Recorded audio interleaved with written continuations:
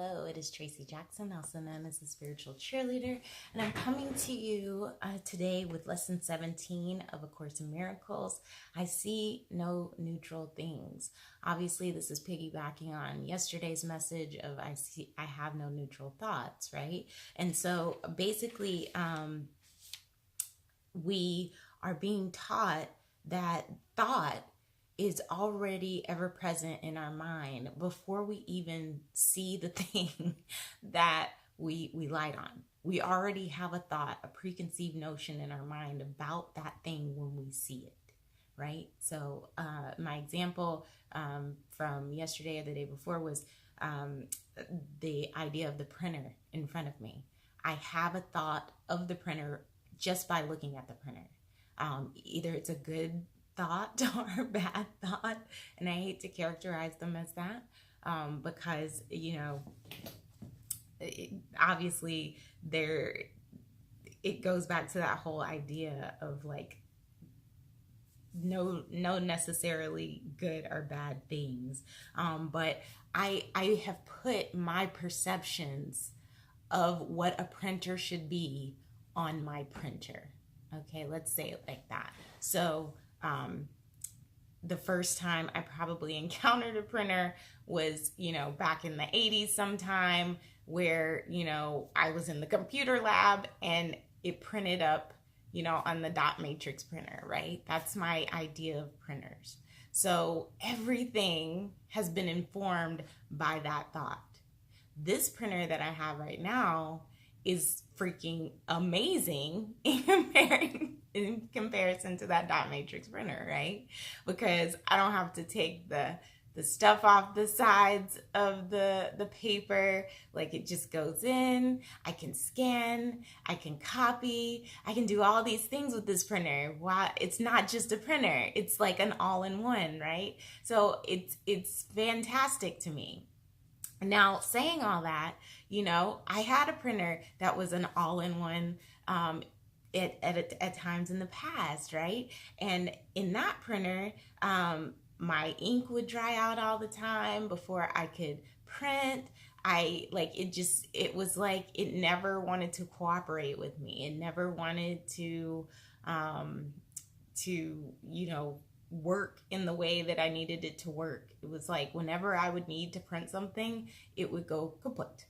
And so I came to not appreciate that printer, right? I came to have certain thoughts about that printer. And so my thoughts about that printer have now informed my thoughts about this printer, such that I'm like, this printer is amazing. It doesn't give me any of the hassle the other one did. My ink still remains in the printer. I never have to, worry about whether or not I have ink. I never have to worry about, whether it's going to print correctly, or if I'm going to be able to scan, or if I'm going to be able to copy. I know how to do it all on this printer. This printer is amazing, right? Because I have literally put my thoughts onto this thing, this inanimate object. I have made this printer into what I see in front of me. And so, again, the exercises today really reemphasize that. We are to say, I do not see a neutral printer because my thoughts about the printer are not neutral. Right? I literally just told you why they weren't neutral. And we say that to everything that we light upon today, both animate and inanimate objects. So if you have, a dog or a cat, you could say, I do not see a neutral pet because my thoughts about pets are not neutral. They're not. You typically look at your pets with love and you think they're amazing, right? You don't have neutral thoughts about your pet. You don't have neutral thoughts even about the wall that's holding up your house, right? You're like, that wall is sturdy. My house is sturdy. I feel protected, right? So the exercises today really just build on that. They really help you to recognize how your perception is informing the reality that you are experiencing. So you know, the guidance today states that 3 or 4 practice periods is sufficient. Obviously they say no less than 3 if possible.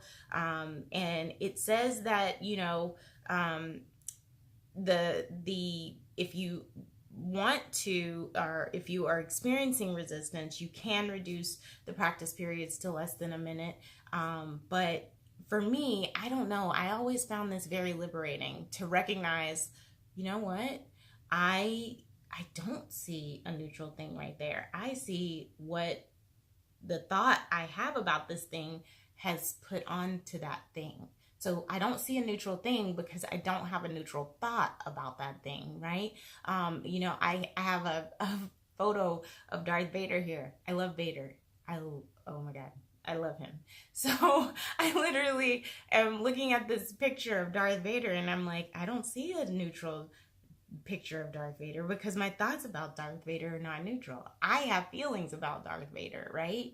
My thoughts inform that picture. My thoughts make that picture amazing to me. My thoughts make, you know, flood back every instance and occurrence that I saw Darth Vader in every Star Wars movie, right? So, again, recognizing that we don't see neutral things because we don't have neutral thoughts, to me, is very, very liberating. And so I hope that that guidance helps you today in practicing this, and I will see you soon. All right, bye.